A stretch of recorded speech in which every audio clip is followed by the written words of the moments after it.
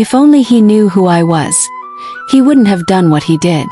The thought burns in my chest as I lie awake, staring at the jade-inlaid ceiling of my chambers in Yulan's imperial palace. The air is heavy with the scent of sandalwood, and soft morning light slips through silk curtains, painting the room in gold. I am Nia, daughter of the late Emperor of Yulan and his African concubine, a woman whose dark skin and bright stories came from a land far across the seas, carried here by ancient trade ships.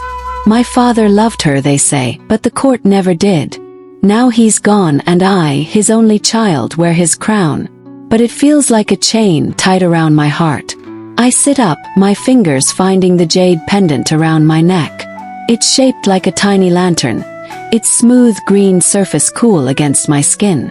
My mother gave it to me before she died, whispering tales of her homeland, rivers that sang, markets alive with color, and a people who danced under stars.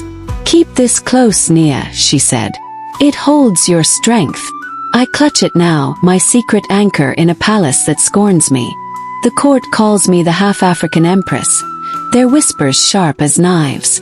They say I'm unfit to rule unless I marry, and soon. Tomorrow's lantern festival is my deadline. If I don't choose a husband, my cousin, a cold man with greedy eyes, will take my throne. I rise, my bare feet silent on the polished floor. My maids dress me in robes of crimson and gold, heavy with embroidery, but my mind is elsewhere. Every day, suitors line the throne room, their smiles too bright, their words too sweet. They see my crown, my wealth, the power of Yulan's jade and silk trade. Not me. Never me. My heart aches for something real, a man who'd love me without knowing I'm Empress Nia.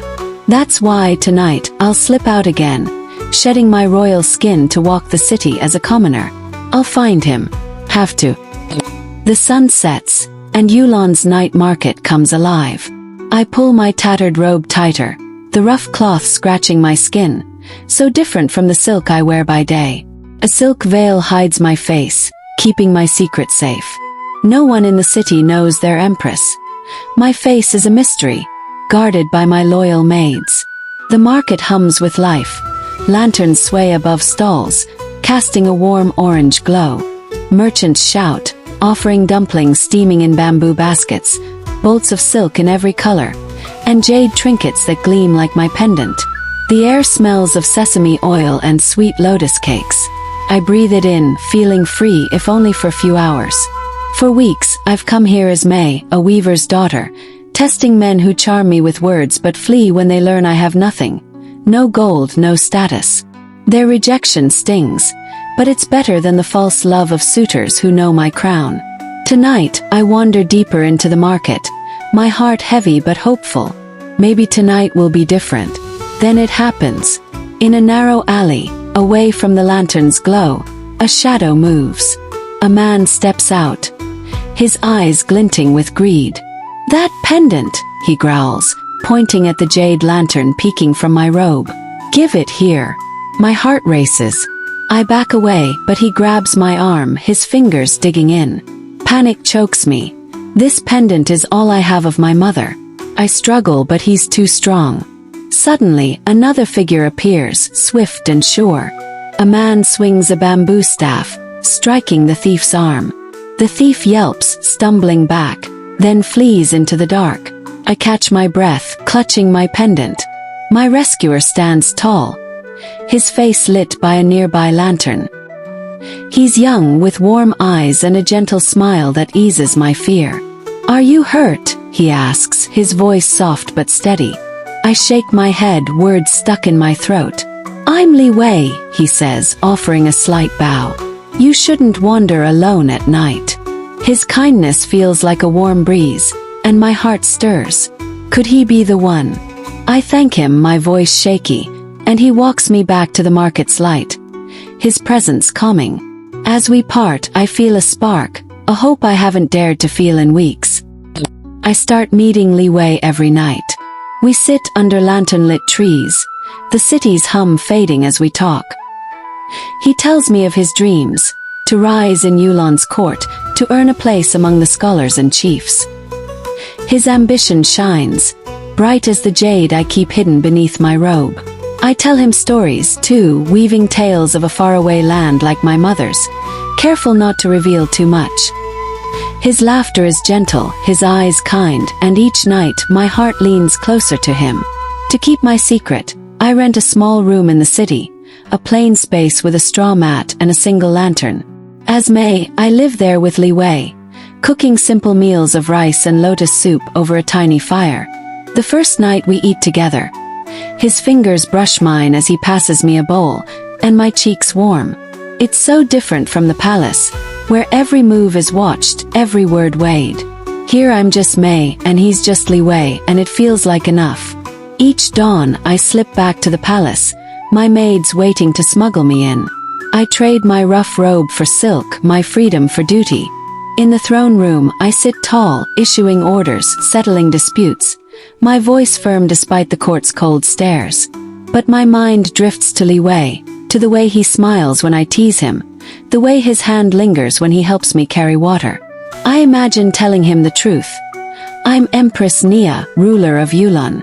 Will he love me still? The thought makes my heart race, half with hope, half with fear. The Lantern Festival draws closer, its deadline like a storm cloud over me. Tomorrow I must marry or lose everything. I sit in our little room, watching Li Wei stir the soup. His silhouette soft in the lantern's glow. My pendant feels heavy, a silent vow. I decide, tomorrow I'll tell him. I'll confess my love and my secret, praying he sees me, not the crown. My heart pounds, but hope blooms inside me, fragile and bright. I clutch my pendant, whispering to my mother's spirit, let him be the one. The night air feels sharp against my skin as I sit in our little room, my heart racing with hope. Tomorrow is the Lantern Festival, the day I must marry or lose my throne. Li Wei hums softly, stirring our simple lotus soup over the small fire. The lantern's glow dances on his face, and I clutch my jade pendant, its cool surface steadying me. Tonight I'll tell him everything, that I'm not May, the weaver's daughter, but Nia, Empress of Yulan. My fingers tremble as I imagine his warm smile, his gentle hands pulling me close when he learns the truth. I picture us together, ruling side by side, my heart finally whole. I take a deep breath, ready to speak, but decide to wait until morning. One more night as May. One more night of this simple, beautiful life. I leave the room to fetch water, my steps light with hope. The market's noise fades as I hurry back, eager to see Li Wei again. My pendant swings gently, a silent promise. I push open the door, my lips parting to call his name. But the world stops. My heart shatters like fragile jade. Li Wei is in our bed, tangled with another woman, their laughter slicing through me like a blade. The air chokes in my throat. The woman's long hair spills over the mat, and Li Wei's hands, the ones I thought were mine, rest on her waist. My vision blurs, but I force my voice out, trembling. Li Wei, what is this? He turns, his warm smile gone, replaced by a cold smirk.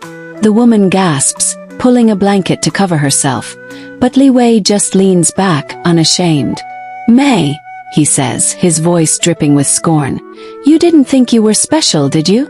My chest tightens, each word a dagger. He gestures to the woman, ascending and descending woman. This is Yulan, daughter of a court scholar. My true betrothed. His words hit like a slap. True betrothed. I'm nothing to him, just a poor girl, a weaver's daughter he used for his nights.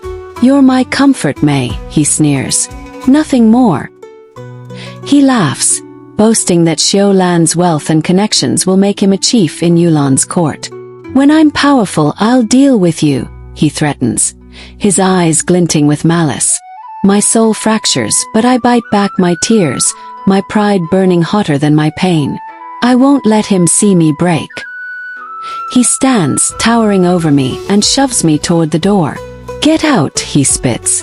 I stumble, my knees hitting the ground, my pendant slipping from my robe but caught in my trembling hand. I clutch it tightly, my mother's voice echoing in my mind. Keep your strength, Nia. I rise, my royal secret locked inside me, and walk out, his laughter echoing behind. The door slams, and I'm alone in the dark. the weight of his betrayal crushing my heart.